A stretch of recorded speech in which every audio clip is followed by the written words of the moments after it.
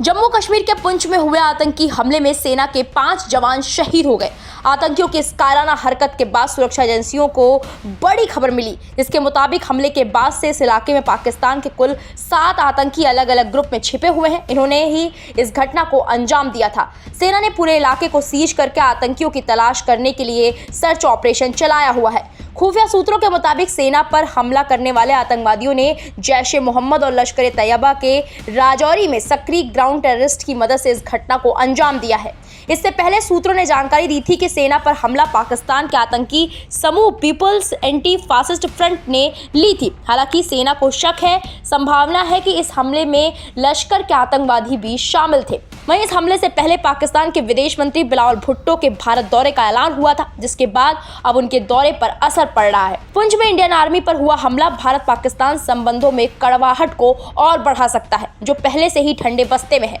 बता दें कि इस्लामाबाद ने एक घोषणा में कहा है कि पाकिस्तान के विदेश मंत्री बिलावल भुट्टो जरदारी एससीओ के विदेश मंत्रियों की बैठक में हिस्सा लेने गोवा जाएंगे।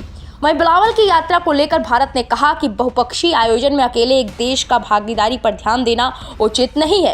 वहीं विदेश मंत्रालय के प्रवक्ता अरिंदम बागची ने कहा, इसी तरह के निमंत्रण सभी एससीओ सदस्य राज्यों को दिए गए हैं। किसी एक विशेष देश की भागीदारी को देखना वास्तव में उचित नहीं होगा। कई आतंकवादी समूह पाकिस्तानी धरती से भारत के खिलाफ काम करते रहते हैं और विशेष रूप से घाटी में नागरिकों और सुरक्षा कर्मियों को निशाना बनाते रहते हैं। भारत ने बार बार पाकिस्तान पर आतंकवाद को प्रायोजित करने का आरोप लगाया है और राज्य और गैर राज्य एक्टर्स के खिलाफ सख्त कार्रवाई की मांग की है।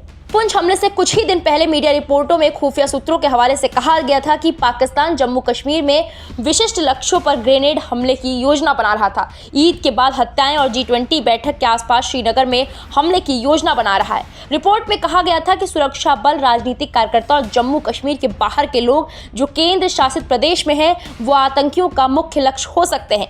पुंछ में आतंकी हमले से भारत और पाकिस्तान के बीच संबंध प्रभावित होने की संभावना है और पाकिस्तान के विदेश मंत्री बिलावल भुट्टो जरदारी की यात्रा प्रभावित होने की संभावना जताई जा रही है। हालांकि गोवा में एससीओ की बैठक में अभी 2 हफ्ते बाकी हैं, लेकिन जम्मू कश्मीर में हुए आतंकी हमले ने यात्रा के मिजाज पर सवालिया निशान खड़े कर दिए।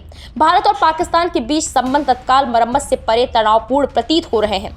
जम्मू कश्मीर और केंद्र शासित प्रदेश के बाहर अक्सर पाकिस्तान प्रायोजित आतंकवादी हमलों की वजह से भारत ने अब पाकिस्तान पर विश्वास करना बंद कर दिया है। लिहाजा द्विपक्षीय संबंधों पर आतंकी हमलों का असर साफ दिखाई दे रहा है। इससे पहले भी भारत और पाकिस्तान के बीच नियोजित शांति वार्ता 26/11 के मुंबई हमलों के बाद ठप हो गई थी, जिसमें कम से कम 179 लोगों की जान चली गई। पाकिस्तान के आतंकवादी संगठन लश्कर-ए-तैयबा ने उस घातक हमले को अंजाम दिया था। वीके न्यूज, राष्ट्र के नाम।